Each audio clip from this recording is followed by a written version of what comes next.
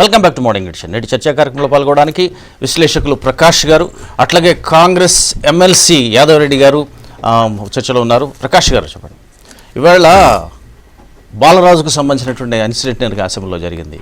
ఒక ప్రాంతానికి సంబంధించినటువంటి వ్యక్తి అదే ప్రాంతం అభిప్రాయం చెప్పాలంటే నిర్బంధం అనేది అవసరమా? నిజానికి ఇంతవరకు కూడా సీమాంధ్ర నుంచి ఎవరు ప్రత్యేక తెలంగాణ అనే మద్దతు పలకటం లేదు అనేటువంటి వాదన వాళ్ళు ప్రచారం చేశారు చాలామంది సమైక్యవాదులు. కానీ ఒక సాక్షాత్తు మంత్రి సభ ముందు, అది కూడా బిల్లుకు సంబంధించినటువంటి చర్చ జరుగుతున్నప్పుడు ఆయన మాట్లాడుతుంటే సాటి కాంగ్రెస్ వాదులు ఎవరు కూడా ఆయన మీద దాడి జరుగుతున్నప్పుడు, ఆయన మీద తొక్కిసలాట జరుగుతున్నప్పుడు ఎందుకు కౌంటర్ చేయలేకపోయారు? ఎందుకు నిన్న ఈ రకమైనటువంటి పరిస్థితి ఏర్పడింది? నిన్న అంటే ఇవాళ విలువల పతనమైన పరిస్థితిని మనం చూస్తున్నాం. ఒక ఎమ్మెల్యే తను అనుసరించాల్సిన విధానం కానీ, మాట్లాడాల్సిన పద్ధతి కానీ పూర్తిగా మంట కలిసిపోయింది. వాస్తవంగా ఇవాళ బాలరాజు ఆ ప్రాంత అభిప్రాయాన్ని చెప్పాడు. ఆయన ఆ ప్రాంత ప్రజలు ఎవరు విభజన వ్యతిరేకించడం లేదు. ఒకళ్ళు వ్యతిరేకించినట్టయితే రోడ్ల మీద ధర్నాలు జరిగేది, ఒక్క ఆఫీస్ కూడా ఫంక్షన్ చేసేది కాదు, ఒక్క కాలేజీ నడిచేది కాదు. ప్రజలకు వ్యతిరేకమైన నిర్ణయం వచ్చి అసెంబ్లీలో చర్చ జరుగుతున్నప్పుడు డెఫినెట్గా ప్రజల లోపల భగ్గుం అనేది, అసలు ఎక్కడ ఉద్యమమే లేదు, స్పాన్సర్డ్ ఉద్యమాలు కూడా పోయినాయి. అటువంటప్పుడు ఆ ప్రాంత ప్రజలు ఏం కోరుకుంటున్నారు? గతంలో అనేక సార్లు రుజువైంది. కాంగ్రెస్ టీఆర్ఎస్తో పొత్తు పెట్టుకున్నప్పుడు అత్యధిక సంఖ్యలో కాంగ్రెస్ ఎమ్మెల్యేలను ఆ ప్రాంతంలో గెలిపించారు. ఏమని నినాదంతో? విభజన, మేము అధికారంలోకి వస్తే మీ మనోభావాలను గౌరవిస్తామని సోనియా గాంధీ స్వయంగా కరీంనగర్ సభలో చెప్పిన తర్వాత, రెండవసారి చంద్రబాబు నాయుడుతో పొత్తు పెట్టుకున్న తర్వాత టీఆర్ఎస్ అత్యధిక స్థానాల్లో అక్కడ టీడీపీని గెలిపించారు. ఆ పార్టీకి వచ్చిన స్థానాల్లో తెలంగాణ కంటే ఆంధ్రలో ఎక్కువ. 2004లో కాంగ్రెస్కు తెలంగాణలో వచ్చిన వాటికంటే ఆంధ్రలో ఎక్కువ. అంటే తెలంగాణ స్టాండ్ తీసుకున్న తర్వాత కూడా అక్కడ స్థానాలు పెరుగుతున్నాయి. అంటే వాస్తవంగా ప్రజల అభిప్రాయం ఏంటంటే విభజనకు వ్యతిరేకం లేదు.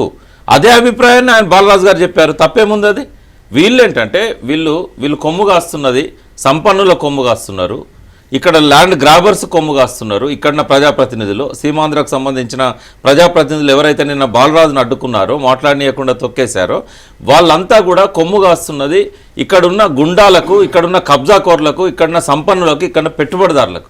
కానీ ప్రజల అభిప్రాయాన్ని వాళ్ళు వెలువరిస్తలేరు. ఒక 2%, 3% ఎవరైతే రాజకీయ నాయకుల చెంచాలు ఉంటారో వాళ్ళ సమైక్యాంధ్ర అడుగుతున్నారే తప్ప ప్రజలు ఎవరు అడగడం లేదు. ఏనాడు అడిగింది లేదు. వాళ్ళు విడిపోతే బాగుపడతామని అంటున్నారు. ప్రజలకు వచ్చిన నష్టం ఏమున్నదండి? శ్రీకాకుళం, విజయనగరం పోయి మీరు సర్వే చేయండి. వాళ్ళు మాకేంది హైదరాబాద్ మాకు ఉంటేంది, పోతేంది, మా జీవితంలో ఏమైనా మార్పు వస్తుందా అని అడుగుతున్నారు. వాళ్ళ రాజధాని వాళ్ళు డెవలప్ కావాలనుకుంటున్నారు. సో అది ఇంకోటి ఏంటంటే, ఇవాళ ఆపాలనుకుంటే కిరణ్ కుమార్ రెడ్డిని ఒక్క ముక్క కూడా మాట్లాడకుండా ఆపొచ్చు, కానీ గౌరవించాలి. ఎవరి అభిప్రాయాన్ని వాళ్ళని చెప్పనియాలి. ఇవాళ తెలంగాణ లెజిస్లేటర్స్కి అందరికి కూడా వ్యతిరేకమైన అభిప్రాయాన్ని సభానాయకునిగా ఉండి కూడా కిరణ్ కుమార్ రెడ్డి చెప్తున్నాడు. ఆయన అభిప్రాయాన్ని ఆయన చెప్పనిస్తున్నారు కదా, అడ్డుకోవట్లేదు కదా.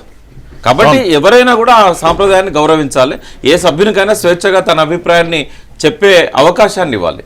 ఓకే, చర్చలో టీఆర్ఎస్ నేత కన్నె ప్రభాకర్ గారు ఉన్నారు. ప్రభాకర్ గారు, ఇప్పుడు 2 ప్రాంతాలు ఉన్నాయి, అభిప్రాయాలు ప్రాంతాల వారిగా అభిప్రాయాలు అనేవి ఉండాలనే రూల్ ఏమీ లేదు కదా. దానికి తెలంగాణలో కూడా సమైక్యాంధ్రాన్ని సపోర్ట్ చేసేటువంటి తూర్పు జయప్రకాష్ రెడ్డి ఉన్నారు. సో అట్లాగే బాలరాజు కూడా ఆయన సమైక్యాంధ్ర సీమాంధ్రలో ఉండి కూడా తెలంగాణను వినిపించారు. కాబట్టి ఆ వినిపించేటువంటి హక్కుని అసెంబ్లీలో కాలరాసినట్టుగా మీరు భావిస్తారా, లేకపోతే దాన్ని ఎట్లా తీసుకోవాలి?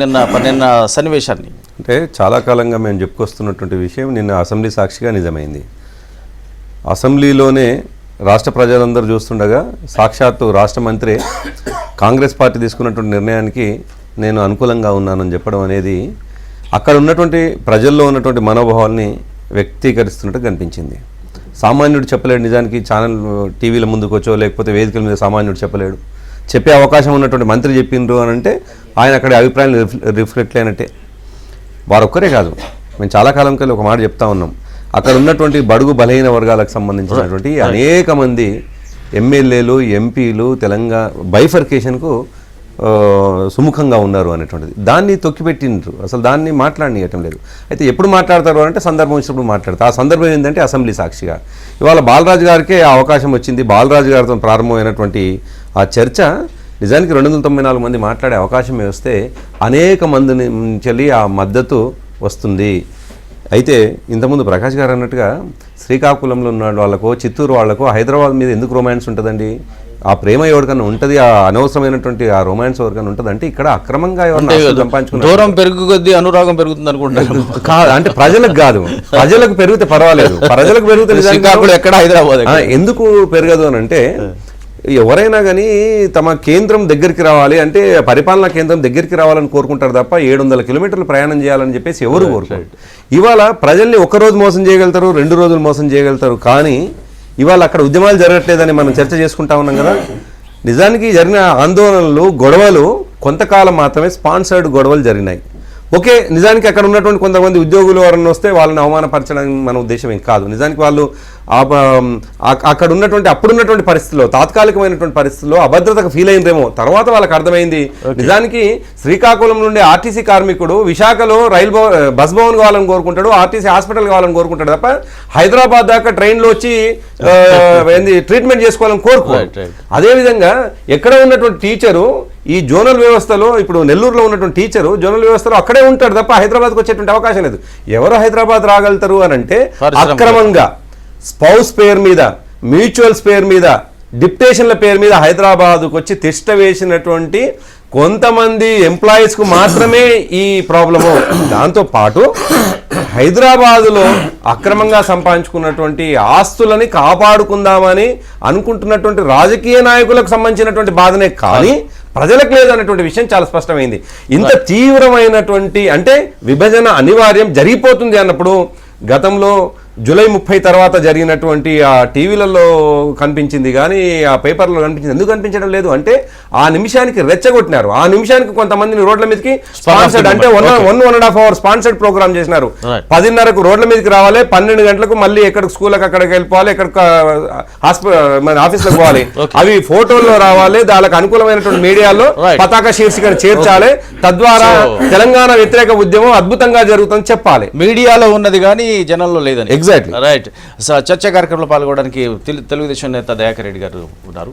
సో దయాకర్ రెడ్డి గారు, సో మీ పార్టీ నేత కానీ మీరు కానీ 2 ప్రాంతాల వారి యొక్క ఇంట్రెస్ట్లను ప్రొటెక్ట్ చేయడం కోసం సమన్యాయమైనటువంటి నినాదం పట్టుకున్నారు. అలాంటి సందర్భంలో ఒక ప్రాంతపు నేత తన ప్రత్యేక తెలంగాణ నినాదం ఇస్తున్నప్పుడు సభలో ఆయన మీద జరుగుతున్నటువంటి గందరగోళం పరిస్థితుల్లో తెలుగుదేశం పార్టీ తరఫున కూడా ఆయన రెస్క్యూకి వెళ్ళిన సందర్భం ఎవరు లేదు. ఒకటి నేను సభలో జరిగింది ఏంటంటే బాలరాజు గారు డెఫినెట్గా ఆయన ఒపీనియన్ చెప్పడానికి అవకాశం ఉంది, చెప్పడం జరిగింది. ఆ సందర్భంగా తెలుగుదేశం పార్టీ సభ్యులు పోడియంకి వెళ్ళడం అనేది పొరపాటే, డెఫినెట్గా అది పొరపాటే. ఒకవేళ ఆయన చెప్పిన వ్యాఖ్యల మీద వీళ్ళు ఏదైనా రిప్లై చేసేటప్పుడు వీళ్ళు మాట్లాడేటప్పుడు కానీ తరతర కానీ మాట్లాడచ్చు. కానీ అక్కడ మాకు అర్థమైంది ఏంటంటే బాలరాజు గారు నువ్వు ఆ ప్రాంతానికి పోయినప్పుడు ఒకటి చెప్తున్నావు, ఇక్కడ సభలో ఒకటి చెప్తున్నావు, నీ ప్రజల అభిప్రాయం చెప్తున్నావు, నీ అభిప్రాయం చెప్తున్నావు అనేది అడిగారు. ఆ గందరగోళంలో అది బయటికి రాలేదనుకోండి, బట్ నేను అక్కడ ఉన్నాను కాబట్టి ఆయన మీద దాడి జరగడానికి ప్రయత్నం. ఒక శాసనసభ్యుడిగా సభలో చెప్పేది అధికారికం కదండి. ఒక మంత్రి మీరు నేను కాదు నిర్ణయించేది, మీకు అదే కదా పొరపాటు. నేను అక్కడ జరిగింది చెప్తున్నా. నిర్ణయాధికారం ఎవరిది అనేది ఇప్పుడు గందరగోళం ఉంది. మరి అట్లంటే మళ్ళీ దాని కొద్ది చర్చ.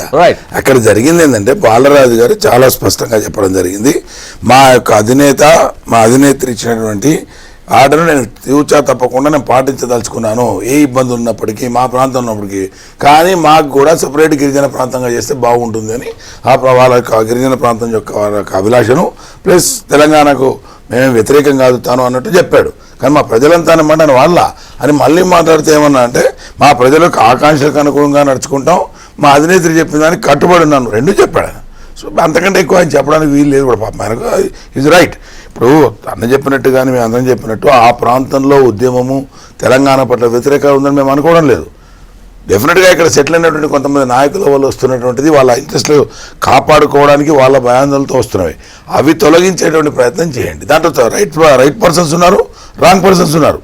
అక్రమాస్తులో ఇతరతను దోచుకున్న వాళ్ళు కూడా ఉండొచ్చు. ఈ ప్రాంతానికి డెవలప్మెంట్ చేసి అందరం కలిసి ఉందామనేటువంటి నిజమైన అభిప్రాయాల కూడా కొంతమంది ఉండొచ్చు, నాయకుల్లో కానీ ఈ వ్యాపారంలో కానీ. కానీ అక్కడే తేడా వస్తుంది. దాన్ని విభజించకుండా అడ్వాంటేజ్ తీసుకునే ప్రయత్నం మనం చేస్తూ ఉన్నాం కొంతమంది. అది నిన్న జరిగింది. ఆ సందర్భంగా జరిగినటువంటి గందరగోళం అంతే తప్ప బాలరాజు గారి మీదకి ఎవరు పోలేదండి. Very sorry.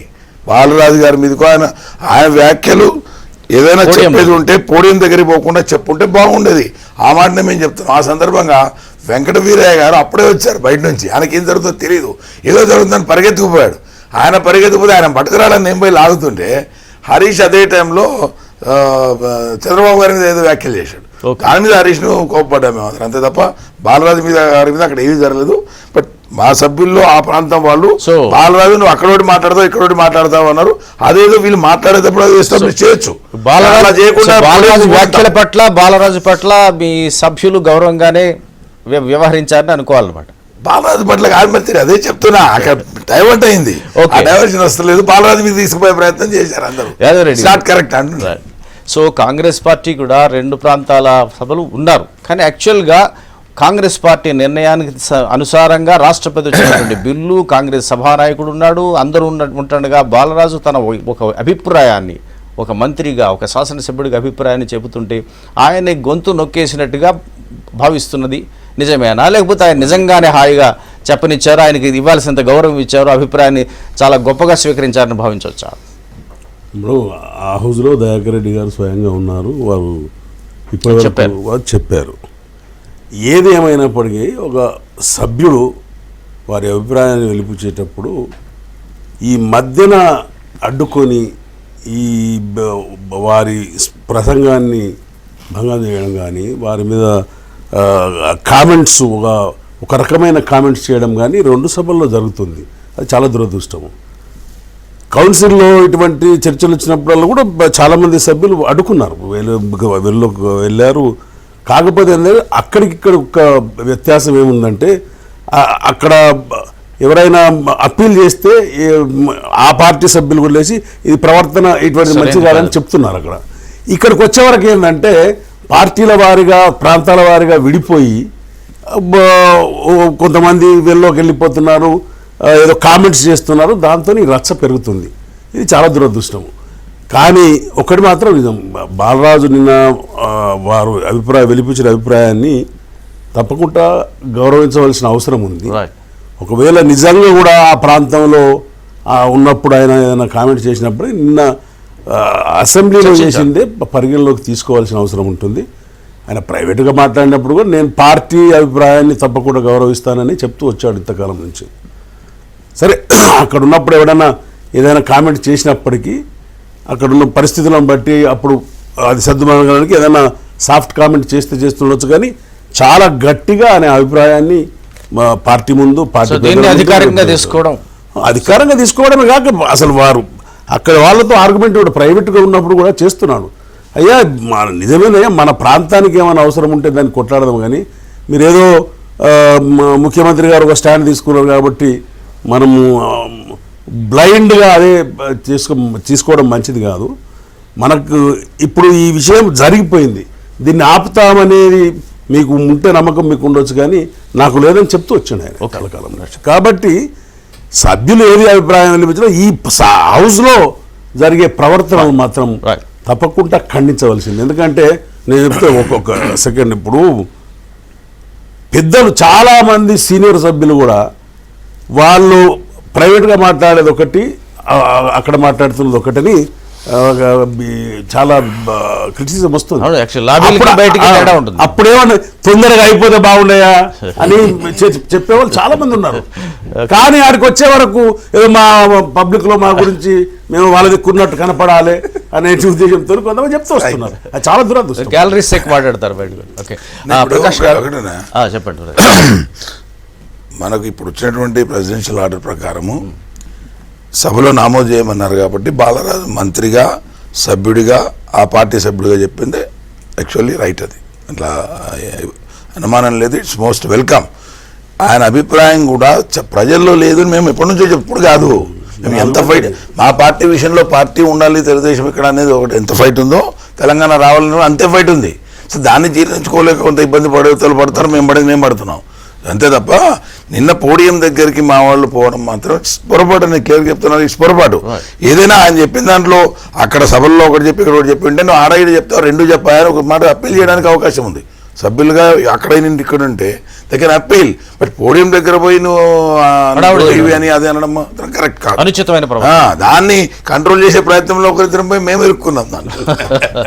ప్రకాష్ గారు, ఇక్కడ బాలరాజు గారు చివరికి కొంచెం ఒక బాధాకరమైన స్టేట్మెంట్ ఇచ్చారు. అదేంటంటే ఒక ట్రైబ్ని మాట్లాడితే ఉండేటువంటి పరిస్థితి ఇట్లా చూసారా అంటే, ఒక నిండు సభలో ఒక డౌన్ ట్రోడన్కి సంబంధించినటువంటి రాజ్యాంగం అనేక హక్కులు కల్పించినటువంటి షెడ్యూల్ ట్రైబ్కి సంబంధించినటువంటి మంత్రికే హక్కు లేకపోతే పరిస్థితి ఎట్లా ఉంటుందనేది. సో దీన్ని ఆ దృష్టిలో చూడొచ్చు. నిజానికి ఎస్టీసు, ఎస్సీసు, బీసీస్లో ఒక రకంగా ప్రత్యేకవాదాన్ని ఆంధ్ర ప్రత్యేకం అయితే బాగుంటుందనే ఆలోచన అక్కడ ఉండేటువంటి వారికి ఉందా?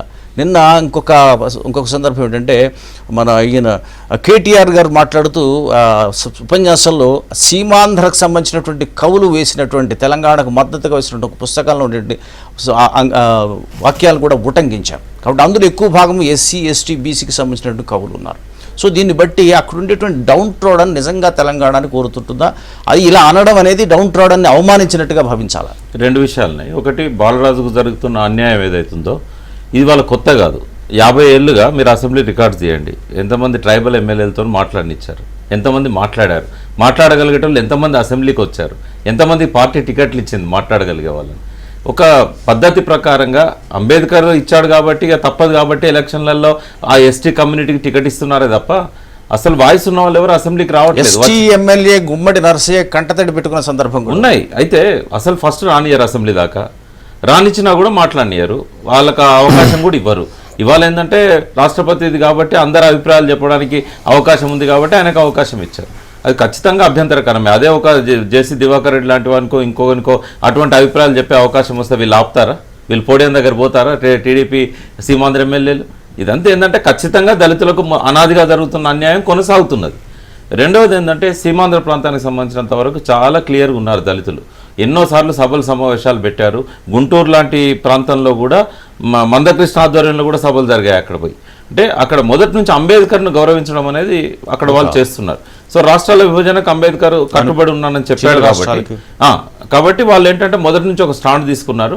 ఇప్పుడు టీడీపీ సర్వే చేసినప్పుడు కూడా 2008లో 5 కమిటీ వేసి సర్వే చేసినప్పుడు కూడా స్పష్టంగా వాళ్ళకు అభిప్రాయం వచ్చింది, సీమాంధ్ర ప్రాంతంలో వ్యతిరేకించడం లేదు అనేది వచ్చింది. కాబట్టే వాళ్ళు విజయదశమి రోజు దాన్ని రిలీజ్ చేశారు. తర్వాత టీఆర్ఎస్తో పొత్తు పెట్టుకున్నారు. సరే, ఇక్కడ పార్టీ అవసరం కోసం వాళ్ళు పిల్లి మొగ్గలు వేశారు, అదంతా వేరు విషయం. కానీ దళితుల అభిప్రాయమే కాదు, సీమాంధ్ర ప్రజల అభిప్రాయం కూడా తెలంగాణకు వ్యతిరేకంగా లేదు అనేది అక్కడ ఎస్టాబ్లిష్ అయింది. ఒకటి ఇక్కడ బాలరాజు గారిది ఒకటి చెప్పాల్సింది ఏంటంటే, కనీసం పార్టీ క్రమశిక్షణ కలిగిన సభ్యునిగా కూడా ఆయన అదే స్టాండ్ తీసుకోవాలి. కిరణ్ కుమార్ రెడ్డి పార్టీ స్టాండ్ను ఫిరాయించాడు తప్ప బాలరాజు ఫిరాయించలేదు. కిరణ్ కుమార్ రెడ్డిని అడ్డుకోవాలి, ఫిరాయించలేదని ఒత్తిడి అనమాట. అట్లాంటి ఫిరాయించలేదని ఒత్తిడి చేస్తున్నారు. అంటే పార్టీ క్రమశిక్షణ కట్టుబడి ఉండాలి కదా, ప్రజల అభిప్రాయాన్ని గౌరవించాలి, పార్టీ చెప్పిన దాన్ని కూడా కట్టుబడి ఉండాలి. ఈ రెండు కిరణ్ కుమార్ రెడ్డి చేయట్లేదు, ఈ రెండు బాలరాజు చేశాడు. బాలరాజుకి అభినందనలు. ఓకే, అసెంబ్లీ నుంచి లైవ్ లో మరి శివారెడ్డి ఉన్నారు. శివ, అక్కడ ఇవాళ బహుశా నేడే ఆఖరాట, ఒకవేళ గడువు పెంచకపోయేటది అంచేత ఈవేళ ముఖ్యమంత్రి నిన్న మాట్లాడేసరి ఇవాళ చంద్రబాబు నాయుడు విపక్ష నేత మాట్లాడే అవకాశం ఉందా? అదేవిధంగా డెప్యూటీ చీఫ్ మినిస్టర్ కూడా మాట్లాడే అవకాశం ఉందా? ఈవేళ ఉన్న ఒక్క సమయాన్ని ఏ విధంగా వినియోగించుకోబోతున్నారు? వివిధ పార్టీల వ్యూహాలు ఏమిటి? సతీష్, ఇన్ని రోజులు జరిగిన అసెంబ్లీ ఒక ఎత్తు అయితే ఈ రోజు నుంచి జరుగుతున్న అసెంబ్లీ ఒక ఎత్తు అని చెప్పాలి. ప్రధానంగా రాష్ట్రపతి గతంలో ఇచ్చిన 42 రోజుల గడువులో ఈ రోజు చివరి రోజు. కానీ మరో వారం రోజులు గడువు పెంచుతున్నట్టుగా ఢిల్లీ నుంచి వార్తలు వస్తున్నాయి. ఇప్పటివరకు అధికారికంగా అటు సిఎస్కి కానీ ఇటు అసెంబ్లీకి కానీ అధికారికంగా ఎలాంటి సమాచారం లేదు. కానీ మధ్యాహ్నం కల్లా రాష్ట్రపతి నిర్ణయం తీసుకునే అవకాశం ఉందని చెప్తున్నారు. నిన్న సాయంత్రం దాదాపు 2 గంటల 10 నిమిషాలు మాట్లాడిన సీఎం కిరణ్ ఈరోజు ప్రసంగాన్ని కొనసాగించబోతున్నారు. ఆయన తర్వాత చంద్రబాబు నాయుడు కూడా ప్రసంగం స్టార్ట్ చేయబోతున్నారు. ప్రధానంగా ఇన్ని రోజులు ఇతర పార్టీలు సీమాంధ్ర ప్రాంతానికి సంబంధించిన టీడీపీ వాళ్ళు కానీ వైసీపీ తర్వాత కాంగ్రెస్ పార్టీకి సంబంధించిన నేతలందరూ ఎమ్మెల్యేలందరూ కూడా తెలంగాణకు సంబంధించిన రాష్ట్ర ముసాయిదా బిల్లును వ్యతిరేకిస్తూ కొన్ని వ్యాఖ్యలు చేస్తే సీఎం కిరణ్ మాత్రం ఆయన ముఖ్యమంత్రి హోదాలో ఉండి కూడా ఆయన బిల్లును వ్యతిరేకిస్తున్నట్లుగా చెప్పడం జరిగింది. తెలంగాణ ప్రాంతానికి సంబంధించిన నేతలందరూ ఎమ్మెల్యేలందరూ కూడా సీఎం కిరణ్ ప్రసంగాన్ని అడ్డుకునే ప్రయత్నం చేశారు. ప్రధానంగా కిరణ్ కుమార్ రెడ్డి ఏ హోదాలో మాట్లాడుతున్నారన్న ప్రశ్నకు ఆయన సమాధానం ఇవ్వకుండా దాటవేశారు. ఆయన ఎందుకు రాష్ట్ర విభజనను వ్యతిరేకిస్తున్నారు, ఎందుకు పార్టీ నిర్ణయాన్ని వ్యతిరేకిస్తున్నారు, తెలంగాణకు ఏ విధంగా నష్టం జరగబోతుంది రాష్ట్ర విభజన ద్వారా అనే అంశాలను ఈరోజు ఆయన స్పష్టంగా చెప్తానని చెప్పడం జరిగింది. చంద్రబాబు కూడా కిరణ్ కుమార్ రెడ్డి కన్నా తీవ్రంగా మాట్లాడేందుకు కసరత్తు చేస్తున్నట్లుగా మనకు తెలుస్తుంది. అంతేకాకుండా ఓటింగ్ అంశం పైన కూడా సీమాంధ్ర నేతలు కసరత్తు చేస్తున్నట్లుగా కనిపిస్తుంది. ఈరోజు కాకుండా ఇంకో మరో వారం రోజులు సమయం వస్తుంది కాబట్టి ఎమ్మెల్యేలతో మాట్లాడించాలా లేదంటే క్లాస్ బై క్లాస్ ఓటింగ్కి వెళ్ళాలన్న అంశం మీద తర్జన భర్జన పడుతున్నారు. అవసరమైతే తెలంగాణ ముసాయిదా బిల్లు మీద పూర్తిగా ఓటింగ్కి వెళ్ళాలని సీఎం కిరణ్ అటు అసెంబ్లీ వర్గాలతో చర్చలు జరుపుతున్నారు. ఈ నేపథ్యంలోనే తెలంగాణ నేతలు ఎట్టి పరిస్థితుల్లో కూడా సమైక్య తీర్మానానికి అవకాశం ఇవ్వవద్దు, కేవలం ఎన్ని అభిప్రాయాలైనా సరే ఇప్పటికే 9,000 చిల్లర సవరణలకు ప్రతిపాదించారు. ఇంకా ఎన్ని అభిప్రాయాలు 200 అభిప్రాయాలైనా పర్వాలేదు, అన్నింటినీ కూడా ఒక బంచ్గా రాష్ట్రపతికి పంపాలి తప్ప ఓటింగ్ అనే అంశానికి ఎక్కడ కూడా తావివ్వకూడదని తెలంగాణ నేతలంతా భావిస్తున్నారు. నిన్న మొన్నటి కన్నా సీరియస్గా అసెంబ్లీ జరగబోతుంది. తెలంగాణకు సంబంధించిన అన్ని పార్టీలకు సంబంధించిన సభ్యులందరూ కూడా విధిగా సభకు హాజరు కావాలని ఇప్పుడే ఆయా పార్టీలకు సంబంధించిన నేతలు సమాచారం అందించారు.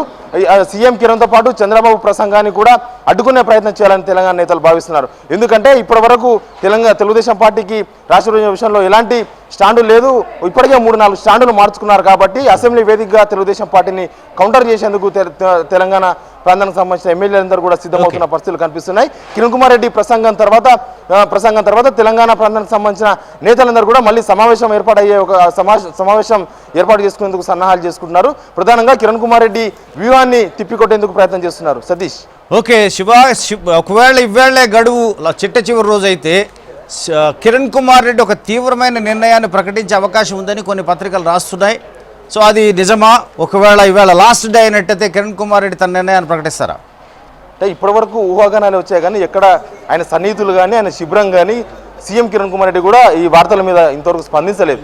ఈరోజు అసెంబ్లీ ముగిసిన తర్వాత ఆయన నేరుగా రాజ్భవన్ వెళ్ళి రాజీనామా చేశారు, సీఎం ముఖ్యమంత్రి పదవికి రాజీనామా చేశారన్న వార్తలు దాదాపు అసెంబ్లీ ప్రారంభమైనప్పటి నుంచి వస్తున్నాయి. ఇప్పటి వరకు దానికి ఎక్కడ కూడా ఇతర ఆయనకు సంబంధించిన అనుచరులు కానీ సీఎం క్యాంప్ ఆఫీస్కి సంబంధించిన అధికారులు ఎవరు కూడా దానికి సమాధానం ఇవ్వలేదు. కానీ సీఎం కిరణ్ కుమార్ రెడ్డి మాత్రం ఈరోజు ప్రసంగం ద్వారానే ఆయన నెక్స్ట్ ఏం చేయబోతున్నాడు, ఆయన రాజకీయ జీవితం ఏంటి అనేది చెప్పబోతున్నట్లుగా తెలుస్తుంది. ప్రధానంగా సీమాంధ్ర ప్రాంతానికి సంబంధించిన కాంగ్రెస్ నేతలు కూడా కొద్దిమంది ఇప్పటికే అధిష్టాన నిర్ణయానికి మేము కట్టుబడి ఉంటామని ప్రకటిస్తున్న నేపథ్యంలో కిరణ్ కుమార్ రెడ్డి ఇలాంటి నిర్ణయం తీసుకోబోతున్నారు, నిజంగా సమైక్య పార్టీ వైపు అడుగులు వేస్తున్నారు అన్న అంశానికి ఈరోజు తెరబడే అవకాశం ఉందని భావిస్తున్నారు. సీమాంధ్ర ప్రాంతానికి సంబంధించిన కాంగ్రెస్ నేతలు కూడా కిరణ్ కుమార్ రెడ్డి ఏం మాట్లాడబోతున్నారు, కిరణ్ కుమార్ రెడ్డి ఎలాంటి స్టెప్ తీసుకోబోతున్నారన్న ఒక ఉత్కంఠతో ఎదురు చూస్తున్న పరిస్థితి కనిపిస్తుంది. ఈరోజు ప్రసంగం తర్వాత కిరణ్ కుమార్ రెడ్డి ఏం చెప్పబోతున్నారు, హైకమాండ్కు ఇన్ని రోజులు ఆయన అనుకూలంగా ఉన్నారా లేదంటే నిజంగా కొత్త పార్టీ పెట్టేందుకు సన్నాహాలు చేసుకున్నారా అంశం మీద క్లారిటీ వచ్చే అవకాశం ఉంది. సతీష్.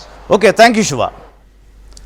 బాలరాజుకు సంబంధించినటువంటి అంశం మీద నిన్న అసెంబ్లీలో జరిగినటువంటి సభ్యుల ప్రవర్తన పట్ల అతిథులు తమ అభిప్రాయాలు చెప్పారు. అయితే బాలరాజుని అభిప్రాయం చెప్పే హక్కు ఉంది, దాన్ని అడ్డుకునేటువంటి ప్రయత్నం ఎవరికి లేదనేటువంటి అభిప్రాయంలో ఉన్నారు. ఇక మరో విషయానికి వెళ్తే కిరణ్ కుమార్ రెడ్డి నిన్న చేసినటువంటి ప్రసంగంలో ప్రధానంగా ఆయన ఉపన్యాసం పట్ల తెలంగాణ వాదులు ఆయన ముఖ్యమంత్రి హోదాలో ప్రసంగం చేస్తున్నారా లేకపోతే ఒక పీలేరు శాసనసభ్యుడిగా ప్రసంగం చేస్తున్నారా అంటే దాని మీద అభ్యంతరాలు లేవనెత్తారు. దాని మీద చర్చిద్దాం. సో ముందుగా ప్రకాష్ చెప్పండి. ఇప్పుడు ఆయన ఎట్లా చెప్పినా దాన్ని ముఖ్యమంత్రి అభిప్రాయం కిందనే తీసుకుంటారు. వ్యక్తిగతంగా చెప్పినా కూడా ఆ స్థానంలో ఉండి ఆయన మాట్లాడుతున్నాడంటే ముఖ్యమంత్రి అభిప్రాయంగా. ఇప్పుడు దురదృష్టం అని చెప్పి కొనసాగాల్సిన అవసరం లేదు. జూలై 30 నాడు సాయంత్రమే ఆయన ప్లేస్లో ఇంకెవరైనా ఆత్మాభిమానం ఉన్నోడు ఉంటే రాజీనామా చేసి బయటపడేయాలి. ఒకవేళ నిర్ణయానికి వ్యతిరేకంగా ఉంటే కంటిన్యూ అవుతున్నాడు అని అంటే ఇదేదో హైడ్రామా అధిష్టానం నడిపిస్తున్నదని చెప్పొచ్చు. కంటెంట్ విషయానికి వచ్చినప్పుడు ఆయన మాట్లాడింది ఒక విషయం చెప్పాలి. నిజాము మమ్మల్ని అందరిని ఇన్వైట్ చేశాడు ఇక్కడ నిజాం సాగర్ కింద భూములు కొనుక్కోమని. వాస్తవం అది, అందులో మేమేం దాన్ని డిస్ప్యూట్ చేయట్లేదు. అక్కడ అదేమంటారు చాటింపు వేయించారు. ఎందుకు అనంటే నిజాం సాగర్ కింద 2,75,000 ఎకరాల ఆయకట్టు ఉండే, కానీ అక్కడ ఆనాడు జనాభా తక్కువ, ఆ ప్రాంతంలో వ్యవసాయం చేసుకునే వాళ్ళు కూడా తక్కువ. అంటే ఒక ఆంధ్రలోనే వేయలేదు ఆయన, తెలంగాణలో కూడా వేశాడు ఎవరైనా పోయి భూములు కొనుక్కొని వ్యవసాయం చేయొచ్చు అని. కానీ ఆనాడు ఉన్న పరిస్థితి ఏంటంటే 1 కోటి మంది తెలంగాణ జనం ఉంటే, 1 కోటి మంది అంటే 20-25 లక్షల ఫ్యామిలీస్ అంతే. కానీ వ్యవసాయం చేస్తున్నది మాత్రం 1,25,00,000 ఎకరాలలో, అంటే వర్షాధార పంటలు కానీ సాగు భూమి కానీ. అంటే అప్పటికే ప్రతి ఒక్కరికి కూడా కావాల్సినంత వ్యవసాయం ఉంది.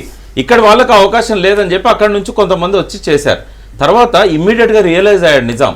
ఒక 5-6 సంవత్సరాలలోనే వీళ్ళ స్వభావం ఏందో నిజాంకి అర్థమైంది. ఆ తర్వాత ఆయన 10 సంవత్సరాలు ప్రతిరోజు దక్షిణం దిక్కు తిరిగి దండం పెట్టేవాడట. ఓ పండితుడు పోయి హిందువులు తూర్పు దిక్కు తిరిగి దండం పెడతారు, మీరేం దక్షిణం దిక్కు తిరిగి దండం పెడుతున్నారు, ఇదేమన్నా రివర్సా అని అడిగాడు.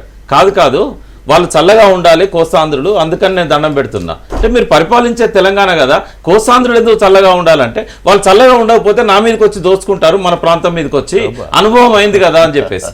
నిజాంకేమో 1935-40 మధ్య అనుభవం అయింది. వాళ్ళు వచ్చి ఏం చేశారు, ఎట్లా చేశారు. తెలంగాణ కమ్యూనిస్టులకు ఎప్పుడు అనుభవం అయిందంటే 1947లో ఇక్కడ పోలీస్ యాక్షన్ కంటే ముందు తలదాచుకోవడానికి రజాకారుల నుంచి తలదాచుకోవడానికి మునగాల పరగనకు పోయినప్పుడు, విజయవాడకు పోయినప్పుడు నిలువు దోపిడీ చేశారు, రేట్లు పెంచారు, ఉండడానికి కూడా అద్దె వసూలు చేశారు, తిండికి కూడా డబ్బులు వసూలు చేశారు. షెల్టర్ ఇచ్చామని చెప్తారు వీళ్ళు, షెల్టర్ ఇచ్చింది కాదు, నిలువు దోపిడీ చేశారు. అప్పుడు కమ్యూనిస్టులకు బ్రహ్మలు దొరికిపోయినాయి. ఇది వాళ్ళు చేసింది. రెండవది, ఒక చరిత్రను వక్రీకరించకూడదండి. చరిత్రే. కిరణ్ కుమార్ రెడ్డి చెప్పినంత మాత్రాన చరిత్ర వక్రీకరణ కాదు. చరిత్ర 2 వెర్షన్స్ వచ్చేసాయి. చాలా క్లియర్. పెద్ద మనసులో ఒప్పందం వాస్తవం అంతవరకే చెప్పాడు. వాళ్ళు మేము కలిసి రాసుకున్నాము. మరి దాన్ని అమలు జరిపారా? నువ్వు 6 సూత్రాల పథకం ఇది ఒక చారిత్రాత్మకమైన నిర్ణయం అన్నారు, దాన్ని అమలు జరిపారా? ఇందిరాగాంధీ 1 సైడ్ వర్షన్ వినిపించాడు. ఇందిరాగాంధీ విభజనను 2 సార్లు అంగీకరించారు. మొట్టమొదటిసారి ఇక్కడ ఫైరింగ్ లో 10 మంది చచ్చిపోయినప్పుడు గౌలిగూడలో ఆ రాత్రి స్పెషల్ ఫ్లైట్ తీసుకొని వచ్చి తెలంగాణ ఇవ్వడానికి ఆమె సిద్ధపడ్డది. ఆమె పర్సనల్ సెక్రటరీ ఒక విషయం ఆమెను తప్పుదారి పట్టించాడు. ఏంటంటే ఐక్యరాజ్య సమితిలో ఇంకా పిటిషన్ పెండింగ్ ఉంది, లాయక్ అలీ ఫైల్ చేసింది 1948లో. ఇప్పుడు కనుక మనం దీన్ని డివైడ్ చేసినట్టయితే మళ్ళీ దానికి లైఫ్ వస్తుంది. రేపు ఏదైనా అయితే హైదరాబాద్ సపరేట్ రాష్ట్రంగా దేశమే అయ్యే అవకాశం ఉంటుంది. ఆ మాటతో నా వెనుకపోయింది. తర్వాత ఏం చేసింది, తెలంగాణ ప్రజా సమితి తరఫున మీరు కనుక అభ్యర్థులను నిలబెట్టకపోయినట్టయితే మీకు 5 ఏళ్లలో తెలంగాణ ఇస్తా అన్నది. అప్పుడు కొండ లక్ష్మణ్ బాపూజీ వాళ్ళుండి ఇస్తే ఇమ్మీడియట్ గా 2 ఏళ్లలో ఇస్తానని చెప్పి నువ్వు అధికారికంగా పార్లమెంట్ లో ప్రకటన చేయి, లేనట్టయితే మేము నిన్ను నమ్మము అని చెప్పి టీపీఎస్ అభ్యర్థులను పెట్టి అప్పుడు 10 మందిని గెలిపించుకున్నారు. అంటే ఎన్నికల్లో ఓటమిని అడ్డుకోవడానికి ఆమె తెలంగాణ నిర్ణయం చేసింది. ఇవన్నీ చారిత్రక ఆధారాలు పత్రికల్లో కూడా వచ్చాయి. ఇవన్నీ పక్కకు పెట్టి వాళ్ళ విషయం కక్కుతున్నాడు. నేను ఒకటే చెప్తున్నా, ఇవాళ నుంచి ఒకవేళ రాష్ట్రపతి చరిత్రలో తనకు అవసరమైన అంశాలు మాత్రమే తీసుకుని ఒక్క నిమిషం 5 రోజులు ఉంది అనుకుందాం. ఒకవేళ రాష్ట్రపతి కనుక హాలిడేస్ తీసేస్తే ఇంకా 5 రోజులు ఉన్నది. దయచేసి 5 రోజులన్న విషయం కక్కకండి. ఎందుకంటే ఇవాళ ఉన్న 10 ఏళ్ల పిల్లవాడి దగ్గర నుంచి ఈ నాయకులను అసహించుకుంటున్నారు. రేపు వీళ్ళు సెక్రటేరియట్కి వచ్చి ఏమైనా పనులు చేసుకోవాలన్నా, హైదరాబాద్లో అడుగు పెట్టాలన్నా, తిరస్కారానికి గురి కాకుండా ఉండాలంటే, కనీసం ఒక స్నేహితుల్లాగా మిమ్మల్ని ఆదరించాలంటే ఇంకా విషయం కక్కకండి. ఈ స్టేజ్లో కూడా పిల్లలు ఆత్మహత్యలు చేసుకుంటున్నారు వీళ్ళ మాటలను నిభాయించుకోలేక. దయచేసి ఆత్మహత్యలకు కారణం కాకండి. ఇప్పటికీ మీ మీద ఉన్న విద్వేషం చాలు, ఇంకా పెంచకండి. అది ఎటు దారితీస్తుందో మాకు తెలియదు. ఇప్పటిదాకా సంయమనం పాటించినాం. నేనేం గ్యారంటీ ఇవ్వలేను, కేసీఆర్ గారు కూడా గ్యారంటీ ఇవ్వలేరు. ఈ విషయం కక్కిన దానికి ప్రతీకారం రేపు తెలంగాణ వచ్చినాక కనుక తీర్చుకోవాలనుకుంటే గవర్నర్ అడ్డు రాడు మాకు. కానీ దయచేసి మిమ్మల్ని మీరు నిభాయించుకోండి, విషయం కక్కకండి అని నేను మనవి చేస్తున్నాను. కిరణ్ కుమార్ రెడ్డి అంటే ముఖ్యమంత్రి కెపాసిటీలో మాట్లాడారా, లేకపోతే శాసనసభ్యుడు ఏ కెపాసిటీలో మాట్లాడారు అనుకుంటున్నారు? సతీష్ గారు, ఇప్పుడు బయట సభ్యుడు ఏం మాట్లాడుతూ ఉన్నాడు, అసెంబ్లీలో ఏం మాట్లాడుతుండు అనేటువంటి సందర్భం వస్తే అసెంబ్లీలో మాట్లాడిందే ఇంపార్టెన్స్ ఉంటుంది. అసెంబ్లీలో మాట్లాడిందే రికార్డ్ అవుతుంది. బయట బాలరాజు గారు బయట కాదు. అయినప్పటికీ బాలరాజు గారు చాలా కాలంగా జూలై 30 తర్వాత చాలా సందర్భాల్లో కాంగ్రెస్ ఏం చెప్తే అదే వింటానని చెప్పి చెప్పుకుంటూ వస్తూ ఉన్నాడు ఆయన. ఇవాళ సీమాంధ్ర టీడీపీకి సంబంధించినటువంటి వాళ్ళు నువ్వు బయట ఏం మాట్లాడుతున్నావు, లోపల ఏం మాట్లాడుతున్నావు అంటే వాళ్ళు బయట ఏం మాట్లాడుతున్నారు, పార్టీ ఏం చెప్పింది, వాళ్ళు పార్టీ నిర్ణయాన్ని ఎందుకు వ్యతిరేకిస్తున్నారు అనేటువంటి క్వశ్చన్ చేసేవాళ్ళు లేక ఇవాళ వాళ్ళు మాట్లాడుతూ ఉన్నారు. నిజానికి అసెంబ్లీలో డిగ్నిఫైడ్గా జరగాల్సిన అవసరం ఉంది. ఇది సరిగ్గా బైఫర్కేషన్ జరుగుతున్నటువంటిది. ఇది చరిత్రలో మిగిలిపోయేటువంటి అంశాలు. కిరణ్ కుమార్ రెడ్డి గారు ఏం మాట్లాడతారు అంటే, నేను ఎన్నడూ మాట తప్పలేదు అని. అసలు అంత అసహ్యంగా ఇంకా అంత దారుణంగా మాట్లాడేవాడు ఈ ప్రపంచంలో ఉండడేమో అనిపించింది. ఎందుకనంటే సరిగ్గా వేసవి సెషన్లో అనుకుంటాను ఆయన పార్టీ అధిష్టానం ఏం చెప్తే అదే నడుచుకుంటా అని అదే అసెంబ్లీ సాక్షిగా అదే సీట్లో కూర్చొని మాట్లాడినటువంటి ఇదే ముఖ్యమంత్రి నేను గతంలో మాట్లాడినట్టు దానికి ఇప్పుడు ఏం వ్యతిరేకంగా లేను అని మాట్లాడతాడు. అంటే గతంలో నువ్వే ఒప్పుకున్నావు, ఇవాళ నువ్వు వ్యతిరేకిస్తూ ఉన్నావు. అది మాత్రమే కాదు, ఆయన మాట్లాడినటువంటి ప్రతి అంశము కూడా అబద్ధాలు మాత్రమే చెప్పిండు. చరిత్ర తెలియనోనికి వర్తమానం తెలియదు, వర్తమానం తెలియనోనికి భవిష్యత్తు ఏందో అర్థం కాదు. కాబట్టి ఆయనకు చరిత్ర తెలియదు ఫస్ట్. ఎందుకంటే హోటల్ నడుపుకుంటూ బెంగళూరులో ఉన్నటువంటి వ్యక్తి అని అంటే వ్యక్తిగతంగా కామెంట్ చేయడం కొద్దిగా తక్కువనే అనిపిస్తుంది, కానీ సరైనది కాదు. కానీ ఇట్లా ప్రజల మనసులతో గాయపరిచే వాళ్ళని తప్పకుండా వ్యక్తిగతంగా కూడా మాట్లాడాల్సిన అవసరం వస్తుంది. మీరు అన్నట్టుగా ఆయన వ్యక్తిగతంగా మాట్లాడుతూ ఉన్నాడా, ముఖ్యమంత్రి హోదాలో మాట్లాడుతున్నాడంటే తెలంగాణ సమాజం నుంచో ఆంధ్రప్రదేశ్ ప్రజల నుంచో ఇవాళ ప్రశ్నించాల్సిన అవసరం లేదు. సాక్షాత్తు ఆయన హౌజులో ఆయన సహచార మంత్రి అడిగిండు నువ్వు ఏ హోదాలో మాట్లాడుతున్నావు అని. ఇవాళ సమాధానం చెప్పాల్సింది అదే పార్టీకి సంబంధించిన ఆయన సహచార మంత్రికి సమాధానం చెప్పాలి ఆయన. అందుకే ఏమంటున్నానంటే ముఖ్యమంత్రిగా నువ్వు డిగ్నిఫైడ్గా వ్యవహరించుంటే నీతో పాటు నీకు హిడెన్ ఎజెండా ఉంటే, నీకు ఒక అంతర్గత ఇంకా వేరే ఎజెండా ఉంటే డెఫినెట్గా ఆనాడే ఇవాళ నువ్వు ఏదైతే మేము అడుగుతున్నాం ఎవరిని నాకు నిజంగా ఆశ్చర్యం కలిగింది. ఎవరిని అడుగుతున్నావు? ఆ సభలో ఉన్నటువంటి టీఆర్ఎస్ సభ్యులను అడుగుతున్నావా, లేకపోతే తెలంగాణ తెలుగుదేశం పార్టీకి సంబంధించిన సభ్యులను అడుగుతా ఉన్నావా, సిపిఐ పార్టీకి సంబంధించిన తెలంగాణ అనుకూలమైనటువంటి సభ్యులను అడుగుతున్నావా? ఎవరిని అడుగుతున్నావు? నీ పార్టీకి సంబంధించిన అధిష్టానం ఇచ్చినటువంటిది ఆ భిక్ష ఇవాళ నువ్వు ముఖ్యమంత్రిగా కొనసాగుతున్నావు, ముఖ్యమంత్రి హోదాలో అక్కడ మాట్లాడుతున్నావు. ఇవాళ తెలంగాణకు వ్యతిరేకము అని చెప్పేసి, అంటే తెలంగాణ వ్యతిరేకంగా కాంగ్రెస్ పార్టీ ఉన్నటువంటి సందర్భంలో మంత్రి పదవుల్ని త్యాగం చేసి వచ్చి అదే హౌస్లో కూడా కూర్చున్నారు. నువ్వేమో ఎంగిలి మెతికలకు అలవాటు పడి నువ్వు అక్కడే, నీకు అవమానం అనిపించినా నువ్వు అక్కడే ఉన్నావు. కానీ తెలంగాణ మంత్రులు రాజీనామాలు చేసి మాకు అవసరం లేదు వీలైతే అని జూపల్లి కృష్ణారావు గారు కావచ్చు, అదే పార్టీలో కొనసాగుతున్నటువంటి కోమటిరెడ్డి వెంకటరెడ్డి గారు కావచ్చు, ఆయన కూడా ముఖ్యమంత్రి పదవి నాకు చాలా తుచ్చమైంది ఆంధ్రప్రదేశ్. అయితే ప్రకాష్ గారు చెప్పినట్టుగా ఎప్పుడో రాజీనామా చేయాల్సి ఉండే, రాజీనామా చేయకపోవడంలోనే అర్థమవుతా ఉంది. నువ్వు పదవుల లాలూచీతోటి మాత్రమే పదవికి అదైతావు, కానీ మళ్ళీ వ్యక్తిగతమైన ఇమేజ్ కోసం ఇవాళ సీమాంధ్రాల తాపత్రయపడుతున్నావే తప్ప ఇవాళ నువ్వు నిజానికి తెలంగాణ ప్రాంతం ఆంధ్రప్రదేశ్ మొత్తం ఈ ఆంధ్రప్రదేశ్కు నువ్వు ముఖ్యమంత్రి అనిపించుకుంటే తెలంగాణ ప్రజల యొక్క మనసుల్ని నచ్చేట్లుగా కన్విన్స్ చేసేట్టుగా ఏమన్నా మాట్లాడినవా? నువ్వు ఇవాళ ఇరిటేటింగ్గానే మాట్లాడుతూ ఉన్నావు. ఈ ప్రజలకు నాకు సంబంధం లేనట్టుగానే మాట్లాడుతున్నావు. 13 జిల్లాలకు మాత్రమే పరిమితమై మాట్లాడుతూ ఉన్నావు. తెలంగాణ ప్రజల మనసును గెలుచుకునేటువంటి మాటలు మాట్లాడాలనుకుంటే నేను కలిసి ఉండడం ద్వారా ఏం లాభం చేసినావు ఇప్పటి వరకు, భవిష్యత్తులో ఏం చేయబోతున్నావు చెప్పగలుగుతావు. లేదు విడిపోవడం ద్వారా మీరు ఏం నష్టపోతున్నారని చెప్తాడు. ఆ విడిపోతున్నారు అనేటువంటి మాట చెప్పడంలో కూడా అబద్ధాలు తప్ప నిజాలు చెప్పడు. ఏమని మాట్లాడతారంటే ఈ ఉద్యోగాల విషయంలో ఎన్టీ రామారావు గారు 59,000 ఉద్యోగాలని చెప్తే 17,000 పరిమితం చేసి చివరికి దాన్ని ఎంతవరకు తీసుకొచ్చారంటే 10 ఉద్యోగాలకే పరిమితం చేశాడు ఆయన. అదే కాదు, విద్యుత్కు సంబంధించినటువంటి విషయం మాట్లాడతాడు. నీళ్ళకి సంబంధించినటువంటిది కింది వాళ్ళు మాత్రమే వాడుకుంటారు నీళ్ళని, మీ పై వాళ్లకు నీళ్లు రావని ఇవాళ మాట రాదు. ఎందుకంటే బచావత్ బ్రిజేష్ కుమార్ ట్రిబ్యునల్ ఏం చెప్పాలనో చెప్పింది కాబట్టి ఇవాళ ఆ మాట నుంచి రాదు. అంటే అబద్ధాలు తప్ప నిజాలు మాట్లాడలేనట్టే ఆ ముఖ్యమంత్రి హోదాలో ఒకవేళ అక్కడి నుంచి ప్రసంగించినట్లయితే తెలంగాణ సమాజం డెఫినెట్గా వ్యతిరేకిస్తుంది. సాక్షాత్ ఆ మంత్రులు కూడా వ్యతిరేకిస్తా ఉన్నారు. ఓకే, యాదవ్ రెడ్డి గారు, అంటే సీఎం తన ఉపన్యాస శైలిని మొత్తం కానీ టోటల్ తీసుకున్నట్టయితే కొంతమంది ఏంటంటే తను పార్టీకి తనకి డిస్టెన్స్ అవుతున్నట్టుగా, అవసరమైతే పార్టీని వదిలేస్తానన్నట్టుగా అన్న సంకేతాలు ఉన్నాయని అంటున్నారు. సో ఆల్రెడీ ఆ డెసిషన్ తీసుకునే ఉపన్యాసం చేశారనుకుంటారు. డెసిషన్ తీసుకునే నిర్ణయం తీసుకునే ఈ చిట్ట చివరి రోజు కూడా అదే మాట మాట్లాడారు. ఇప్పుడు కిరణ్ కుమార్ రెడ్డి గురించి తెలిసినవాడు ఎవడు కూడా ఆయన స్పీచ్తో ఏకీభవించడమే కాదు, ఆయన లోపల ఎంత అబద్ధం దాగి ఉన్నదనేది చాలా. ఓకే, తెలంగాణకు సంబంధించినటువంటి తెలంగాణ గురించి కాదు, సో ఆయన సంబంధం చివరి మినిట్ వరకు కూడా ఆ పదవిని వాడుకొని దండుకోవాలనేటి కుట్రతోని అవి ఈయన చేస్తున్న పన్నాగం ఇవాళ నుంచి కాదు, గత సంవత్సరం నుంచి చేస్తున్నాడు. ఈ నిర్ణయం పార్టీది ఇవాళ సిడబ్ల్యూసి నిర్ణయంతోనే కాదు, అంతకు ముందే అన్నీ రాజశేఖర రెడ్డి గారు ఉన్నప్పుడే నిర్ణయం జరిగితే వారికి చెప్పినప్పుడు వాళ్ళంతా అడ్డుకుంటూ వచ్చారు. ఈయన స్పీకర్గా ఉండి రాజీనామాలు డిసెంబర్ 2009లో రాజీనామాలు చేయని వారివి కూడా రాజీనామాలని ఆయన ఆఫీస్ నుంచి ఆర్జినేట్ అయిన పరిస్థితి మనందరం ఒకసారి గుర్తుంచుకోవాలి. ఎందుకంటే ఆయన ఈ కుట్రలో భాగంగా ఇవాళ నుంచి కాదు, చాలా కాలం నుంచి ప్రథమ స్థానంలో ఉన్న వ్యక్తి కాబట్టి ఇవాళ ఏమి చెప్పడానికి ప్రయత్నం చేసినా ఇక్కడ ఎంత అవమానకరమైన పరిస్థితి వస్తున్నప్పటికీ పదవి మాత్రం అట్లే కట్టుపెట్టి ఉంచుకోవాలి.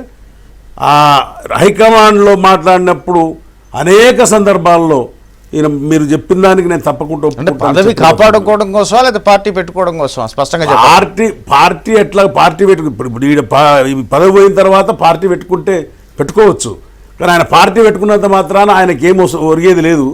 ఆయన స్వయంగా తిరిగి గెలిచి రావడమే కష్టమున్న సందర్భం ఇది ఈరోజు. కాబట్టి ఆయన పార్టీ పెట్టినంత మాత్రాన ఏదో వస్తుందని కానీ వాళ్ళందరికీ కొంతమందికి ఇది ఒక ఆశాజనకంగా వాళ్ళకు ఇవి కలిపి హోప్ క్రియేట్ చేసి అతను ఇంతకాలం కంటిన్యూ అవ్వకుండా ఇప్పుడు ఇది హైకమాండ్లో ఇవ్వాలి కాదు, గత 6 నెలలుగా ఒక 10 సార్లు చెప్పుంటారు ఆయనకు. కాకపోతే ఏంటంటే హైకమాండ్ దగ్గర ఒకటి మాట్లాడి ఇక్కడికి వచ్చి మాట్లాడి ఆయన కొంతమందిని ఇక్కడ ఆయన పక్షాన తిప్పుకోవడానికి వాళ్ళకు కూడా అబద్ధాలు చెప్తూ ప్రజలకు కూడా ఈరోజు అదే ప్రకాష్ గారు చెప్పినట్టు విషయము తప్ప ఇంకోటి కక్కడం లేదు. సో హైకమాండ్ మీద పార్టీ మీద కూడా ఆయన విధానాన్ని కూడా చాలా స్ట్రైట్గా విమర్శిస్తున్నాడు. ఏంటంటే బిల్లు విషయంలో కూడా ఒకసారి ముసాయిదాను ఒక్కొక్కసారి తీర్మానం కోసం 2 సార్లు అసెంబ్లీకి పంపిస్తామని చెప్పేసి మోసం చేసింది పార్టీ అని ఆయన సభానాయకుడిగానో లేకపోతే ఆయన మూర్ఖత్వం ఇది. ఇప్పుడు రెండవసారి వచ్చిన సందర్భం ఇటువంటి బిల్లులకు ఏమున్నది, ఆ నేపథ్యం ఏమిటి అనేది ఆయనకు తెలవక మాట్లాడుతున్నాడు.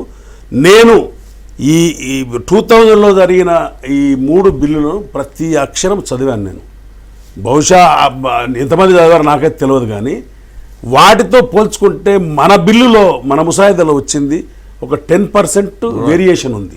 మిగతా అంతా వర్బాటం హోమ్ మినిస్ట్రీలో ఒక ప్రొఫామా ఉంటుంది, దాంట్లో డేట్లు పేర్లే మారుతాయి. ఎర్లియర్ ప్రొసీజర్స్ ఎలా ఉన్నదో అది కంప్లీట్గా అదే ఉంది. ఒక 10% వేరియేషన్ రావడానికి కూడా కారణాలు ఉన్నాయి. అక్కడెక్కడ కూడా ఈ కామన్ క్యాపిటల్ అనేది లేదు. మనకు ఆ అంశం కొత్తది వచ్చింది కాబట్టి దానికి అనుగుణంగా కొన్ని మార్చవలసి వచ్చింది తప్ప అసలు వేరే బ్యాల్లకు దీనికి సంబంధమే లేదు, అసలు ఇది ముసాయిదానే కాదు, ఇది తప్పుల తడక, ఎంత ఘోరంగా మాట్లాడుతున్నారంటే అది విషయం తక్కడం తప్ప ఇంకోటి కాదు. ఒక కిరణ్ కుమార్ రెడ్డి కాదు, ఆ ప్రాంతం నుంచి మాట్లాడే ప్రతి వక్త, ఎందుకంటే నేను అసెంబ్లీలో చూసినా ఇక్కడ కౌన్సిల్లో చూసినా ప్రతి ఒక్కరూ ఇదే చాలాసేపు మాట్లాడి ఏదో అసలు పూర్తి దేశం మునిగిపోతున్నది, లేకపోతే ఇది రాష్ట్రం విడిపోతుంది, దేశమే విడిపోతుంది అనేటువంటి అంత ప్రమాదకరమైన పరిస్థితి అని చెప్పడము అంతకంటే ఘోరమైన పరిస్థితి కూడా లేదు. కాబట్టి ఇటువంటి విషయాలను ఎంత సున్నితంగా డీల్ చేస్తే అంత బాగుంటుందని తెలుసుకోవాల్సిన అవసరం. ఒక్క మాట సతీష్ గారు, ఇప్పుడు అసెంబ్లీలో జరిగేటువంటి ప్రతి విషయం కూడా రికార్డ్ అయి ఉంటుందండి. అది ఒక చరిత్ర మిగిలిపోతుంది. అది అర్థం మాట్లాడాల్సిన వాళ్ళు కొంత డిగ్నిఫైడ్గా మాట్లాడాలి. అది ముఖ్యమంత్రి కావచ్చు, ఇవాళ ప్రధాన ప్రతిపక్షంలో ఉన్నటువంటి మిగతా రాజకీయ పార్టీలు కావచ్చు. ముఖ్యమంత్రి అవే అసంబంధ మాటలు మాట్లాడతాడు. ఆయన పయ్యావుల కేశవ్ కూడా నిజానికి అసలు చరిత్రకు సంబంధం లేకుండా, చరిత్రకు ఎట్లాంటి అవి లేకుండా రెచ్చగొట్టే పద్ధతిలో మాట్లాడడం. మొన్న ఆయన సంబంధం లేని నిజాంని తీసుకొచ్చి తెలంగాణ ఉద్యమానికి అంటగట్టడం. అసలు తెలంగాణ ఉద్యమానికి నిజాంకి సంబంధం లేనటువంటి విషయం. అసలు గతంలో జరిగినటువంటి విషయాలు అంటే ఇవన్నీ రికార్డ్ అవుతాయి అనేటువంటి విషయం లేకుండా ఆయన మాట్లాడుకుంటా, అంటే ఒక పెద్ద ఆవేశంగా మాట్లాడడం ద్వారా తను ప్రజల్లోకి పోతాను అనుకుంటాడేమో, కానీ ఆ పార్టీ నిర్ణయాన్ని కూడా వ్యతిరేకిస్తున్నాడు అనేటువంటి విషయాన్ని ఆ పార్టీకి సంబంధించినటువంటి నాయకుడు చంద్రబాబు నాయుడు గారు మరి దాన్ని అదుపాజ్ఞ అంటే కంట్రోల్ పెట్టడం లేదా మరొకటి తెలియదు, కానీ ఆయన మాట్లాడుతున్నాడు. వెంటనే ఎర్రబెల్లి దయాకర్రావు గారు లేసి ఆయన మాట్లాడినటువంటి విషయాలు మేము తీవ్రంగా ఖండిస్తా ఉన్నాం, వ్యతిరేకిస్తున్నాం. దాంతో అర్థమైపోయింది ఆయన మాట్లాడుతున్నవన్నీ కూడా అబద్ధాలు అన్నటువంటివి. అందుకే ఏమంటున్నానంటే చరిత్ర తెలియని వాళ్లకు వర్తమానం తెలియదు అనే మాట. అందుకే అన్నాను, వర్తమానం తెలియకుండా భవిష్యత్తు అసలు తెలియదు. సో దయాకర్ రెడ్డి గారు, ఇక్కడ కిరణ్ కుమార్ రెడ్డి గారు ఉపన్యాసం కోసం అందరూ అంటే ఏం మాట్లాడతారని చూశారు, చివరికి ఒక ప్రాంతానికి సంబంధించింది మాట్లాడారనేటువంటి వాదాలు విన్నారు. ఇక మరి చంద్రబాబు నాయుడు గారు చేసేటువంటి ఉపన్యాసం బహుశా అప్పుడైనా కూడా 2 ప్రాంతాలైన సమన్యాయం అని అంటున్నారు కాబట్టి అటు తెలంగాణకు సంబంధించినటువంటి అడ్రస్ చేసేటువంటి అవకాశం ఉందా? ఇటు ఆయన ఉపన్యాసాలు ఏమి ఉండబోతోంది? బహుశా మీకు ఇప్పుడు జానారెడ్డి గారు నిన్న లేచి వారిని క్వశ్చన్ చేశారు. సరే, కిరణ్ కుమార్ రెడ్డి గారు మాట్లాడినవన్నీ యాక్సెప్టబుల్ కాదు, డెఫినెట్గా ఆయన అబద్ధాలు మాట్లాడే ప్రయత్నం అంటే ఎవరు ఆ పీఠంలో ఉండి దాన్ని దక్కించుకోవడానికి ఇంకా కంటిన్యూ కావడం చేసే మాటలుగానే కనపడ్డాయి తప్ప దాంట్లో ఆయన ఒక వాదన కానీ ఏదో చేసే ప్రయత్నం చేయాల. మాకైతే చాలా చప్పగానే కనిపించింది. It's okay. కానీ జానారెడ్డి గారు లేచి మీరు సభ్యుడిగా మాట్లాడుతున్నారా ముఖ్యమంత్రిగా మాట్లాడుతున్నారా అని అడిగారు. అప్పుడు సభలో ఉన్నటువంటి తెలంగాణ ప్రాంతానికి చెందినటువంటి తెలుగుదేశం సభ్యులు కానీ, టీఆర్ఎస్ సభ్యులు కానీ, బీజేపీ సభ్యులు అందరూ అడిగారు, జానారెడ్డి గారి మాటకు జవాబు చెప్పండి అని. ఆయన ఏ జవాబు చెప్పలేదు. జవాబును జానారెడ్డి కూడా ఆశించకుండా కూర్చున్నాడు.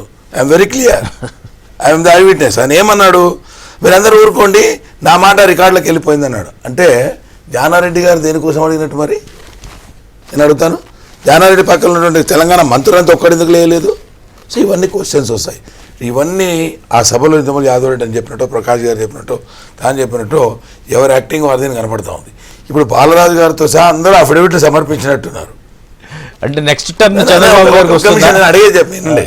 బాలరాజు గారితో సహా శాసనసభ్యులందరూ, ఒక ముఖ్యమంత్రి గారు చంద్రబాబు నాయుడు తప్ప ఆల్మోస్ట్ వాళ్ళందరూ ఇచ్చినట్టున్నారు subject to correction, subject to correction అంటున్నా. ఇచ్చి ఒకవేళ బాలరాజు గారు కూడా ఇచ్చి ఉంటే దాన్ని కూడా పరిశీలిస్తే అర్థమైపోద్ది. అట్లా జనారెడ్డి గారిని అది పరిశీలిస్తే అర్థమైపోతుంది. ముఖ్యమంత్రి గారు అఫిడవిట్ ఇవ్వలేదు కాబట్టి ఆయన ఏమన్నా మాట్లాడచ్చు అనుకోవచ్చు, కానీ మేమంతా అఫిడవిట్లు ఇచ్చిన వాళ్ళం. ఏం మాట్లాడినా దానికి పరిమితం. దానికి అగెనెస్ట్ ఎవరైనా మాట్లాడితే దాన్ని డెఫినెట్గా దాన్ని ఎవరైనా దానికి అగెనెస్ట్గా మాట్లాడుతుంటే తెలుసు కదా, మాకు ఇచ్చేటప్పుడు సంతకాలు పెట్టినాం, అటెండ్ మాట్లాడుతామని ఆవేశంతో లేస్తాం. దానివల్ల ప్రయోజనం లేదని మాకు తెలుసు, మాట్లాడుతుంది తెలుసు. కాబట్టి అటువంటి ఆవేశాలు వస్తున్నాయి తప్ప. మీరు కూడా మన తెలంగాణ సభ్యులు కూడా అఫిడవిట్ ఇచ్చారా అసెంబ్లీలో? ఫైనల్ గా చెప్పండి, చంద్రబాబు ఉపన్యాసంలో డెఫినెట్ గా చంద్రబాబు నాయుడు గారు ఉపన్యాసం రెండే రకాలుగా ఉంటారు నేను అనుకుంటున్నాను. ఆయన ఇప్పుడు ఇక్కడ అన్నారు అక్కడ ఉన్న మాట్లాడేవాళ్ళు దాదాపు అంతా యాక్టింగ్ అని. ఒక్క నిమిషం నెక్స్ట్ ఆయనకు వస్తుంది చెప్తేనండి, ఎవరి పార్టీలో అందరూ చేస్తున్నప్పుడు ఆయనకు మాత్రం ఎందుకు? అయితే నేను అనుకుంటున్నా, నాకు తెలంగాణ వాదిగా ఆయనకు సహచరుడిగా ఎన్ని రోజులుగా డెఫినెట్గా ఆయన రెండే మాటలు చెప్పదలుచుకున్నాను నేను అనుకుంటున్నా. మీరు దీని విభజనకు కట్టుబడి ఇచ్చిన దాని కట్టుబడి నిలబడేటట్లయితే అవతల వాళ్ళని కూడా ఒప్పించండి. లేదు మీరు విభజన చేయనంటే వీళ్ళని ఒప్పించాల్సిన బాధ్యత ఉంది. ఈ రెండు చేయకుండా చేసిన వల్ల వచ్చేటువంటి సమస్య ఇది ఉత్పన్నమైంది అనేటువంటి మాట చెప్తే చెప్పదని నేను అనుకుంటున్నాను. ఇప్పుడు ఒక విషయం, అది ఒప్పించాలంటే ఏ రకంగా ఎవరైతే అసలు మొండివాదానికి దిగి వాళ్ళని సమన్యాయం చేయమని, సమన్యాయం ఏదో స్పెల్ అవుట్ చేయమని 100 సార్లు చెప్పారు. ఇది సమన్యాయం ఇట్లా చేయండి అని చెప్తాను, లేకపోతే చాలా కష్టం.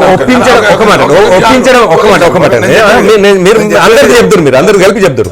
ఒప్పించడం అంటే ప్రజల్ని ఒప్పించడమా, నాయకులను ఒప్పించడమా? నాయకులు ఒప్పించడం అంటే వాళ్ళు పడుకున్నట్టు నటిస్తున్నటువంటి వాళ్ళు కాబట్టి వాళ్ళు ఒప్పుకోరు. ప్రజల్ని అంటే మరి 4 కోట్ల మంది 5 కోట్ల మందిని ఒక దగ్గర సభ పెట్టి సోనియా గాంధీ గారు వచ్చి మాట్లాడాలా? ఒప్పించడం అంటే ఏందో తెలియదు ఒకటైతే. రెండోది, చంద్రబాబు నాయుడు గారు తెలంగాణ ప్రాంతం వాళ్ళని ఒప్పించైతే అది చేసినారు కదా, నీ పార్టీలో ఉన్నటువంటి నీ సహచర ఎమ్మెల్యేని ఒప్పించలేకపోతున్నటువంటి సందర్భంలో కాంగ్రెస్ పార్టీ ప్రజలను ఒప్పించమని చెప్పేసి నువ్వు అడుగుతున్నావు అంటే ఎట్లా సంబంధం అయితే? నువ్వు ఫస్ట్ నీ ఎమ్మెల్యేని ఒప్పించు ఈ నిమిషానికి. ఒప్పించిన తర్వాత మా వాళ్ళందరినీ మేము కంట్రోల్లో పెట్టుకున్నాం, ప్రజల్ని నువ్వు ఒప్పించాయని చెప్పేసి మాట్లాడితే ఆ పద్ధతితో కూడా చెప్తే తప్పకుండా అందరం ఒత్తిడి పెడదాం. ఓకే, ఇప్పుడు బ్రహ్మ పదార్థంగా ఉన్న సమన్యాయానికి డెఫినిషన్ ఎప్పుడైనా దొరుకుతుంది. ఇది బ్రహ్మ పదార్థం ఏమీ కాదు, ఇది రాజకీయంగా చేసేటువంటి ఆలోచనలు. దీన్ని ఏదైతే తెలంగాణ ప్రాంతంలో ఉన్న వాళ్ళు తెలంగాణ ఖచ్చితంగా అడుగుతున్నారో అది విభజన జరిగే సందర్భంలో కొంతమంది కొన్ని మాటలు మాట్లాడడం వల్ల వచ్చినటువంటి సందర్భం ఇది. అది వాళ్ళు ఎందుకు చేశారని అడిగే ధైర్యం తమ్మ ఎవరికి లేవు. ఎందుకు అటువంటి వ్యాఖ్యలు చేశారు నువ్వు ఎవరెవరో చేయడానికి అటువంటివి అడిగే తమ్మ ఎవరికి లేదు. కాబట్టి ఇక్కడ సమస్య వస్తుంది. ఎందుకంటే ఒక 9 సంవత్సరాలు పరిపాలన చేసిండు, దాదాపు 8-9 సంవత్సరాలుగా మళ్ళీ ప్రతిపక్షంలో ఉన్నాడు. కాబట్టి ఆ అనుభవంతో చెప్తున్న మాటలు మీరు ఏ రకంగా అర్థం చేసుకుంటారో మీ ఇష్టం అది. ఎందుకంటే ఇది చేసేటప్పుడు విభజన జరిగేటప్పుడు వాళ్ళకి ఇబ్బంది కలగడం లేదని నేను అనదాలను. డెఫినెట్గా దయాకర్ రెడ్డి గారు ఒక శాసనసభ్యుగా అనదాలను ఉండొచ్చు, కానీ వాళ్ళకి జరిగే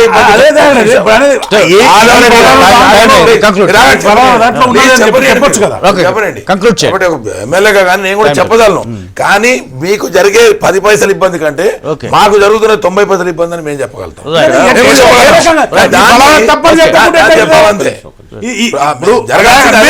అది జరగకుండా ఎవరి పార్టీలుగా వాళ్ళు విడిపోయడమో ఆ పార్టీల్లో విభజనగా విడిపోవడం దాని అడ్వాంటేజ్ తీసుకునే ప్రయత్నం పనికిరాదు. ఎందుకంటే విభజన అనేది జరిగిపోయింది, దాన్ని ఆపదాలం. కానీ దాన్ని ఒప్పించే ప్రయత్నం చేయాలి, జరిగిన విభజనను ఒప్పించే ప్రయత్నం చేయాలా. ఎందుకు చెప్తున్నానంటే ఈ తెలుగుదేశం పార్టీ పుట్టింది ఎవరికండి? తెలంగాణ ప్రాంతానికి జరిగిన ఒక ముఖ్యమంత్రికి ఢిల్లీ పీఠం సాక్షాత్తు అవమానం చేస్తే పుట్టినటువంటి తెలుగుదేశం పార్టీ. మరొకటి పివి నరసింహారావు తెలంగాణ వారికి ఇక్కడ స్థానం లేకుండా చేస్తే అవతల తీసుకుపోయి నిలబెట్టి కల్పించే ప్రధానమంత్రి చేసేటువంటి పార్టీ ఇది. కాబట్టి నాకు బాధలు ఉంది, ఇది అది 2 బాధలు ఉన్నాయి. ఇప్పుడు మేము చెప్తున్నాం దాన్ని వక్రీకరించి ఈ సందర్భంగానే తప్ప మీ నాయకత్వాన్ని కొట్టగలం, లేకుంటే కొట్టలేము అంటే దానికి ప్రజలు కోర్టులో కాన్సెంట్ డైవోర్స్ ఉంటుంది. ఒకవేళ కాన్సెంట్ లేకపోతే జడ్జి తీర్పు చెప్తాడు. 2 ఉంటాయి. అయితే ఇక్కడ ఒక చారిత్రక నిర్ణయం తీసుకునే ముందు ప్రతిపక్ష నాయకునిగా 9 ఏళ్ళు పూర్తయింది, ఆయన ముఖ్యమంత్రిగా 9 ఏళ్ళు చేశాడు. ఈయన కూడా కేవలం పార్టీ ఇంట్రెస్ట్ కోసమే వ్యవహరించినట్టయితే ఓకే ఇప్పుడు కొన్నిసార్లు పార్టీ ఇంట్రెస్ట్ పక్కకు పెట్టాలి. ఇప్పుడు ఎందుకంటే 9 కోట్ల మందికి సంబంధించిన భవిష్యత్తు మీద నిర్ణయం అయ్యేటప్పుడు ఇది ఏంటంటే ఒక దౌర్భాగ్యకరమైన ప్రతిపక్ష నాయకుని పాత్ర నిర్వహిస్తున్నాడు తప్ప ఆయన ఒక డిగ్నిఫైడ్ గా మాత్రం వ్యవహరించారు.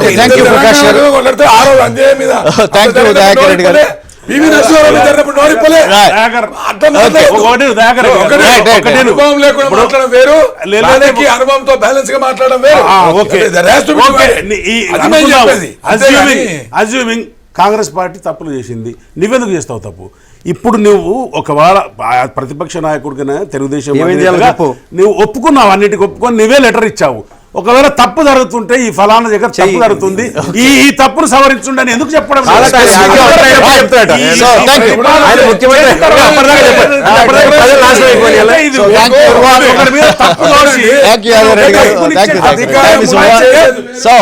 సో ఇది నాటి bonding edition discussion. So Kiran Kumar Reddy చేసినటువంటి ఉపన్యాసానికి సంబంధించినటువంటి అభిప్రాయాలు వ్యక్తం చేశారు.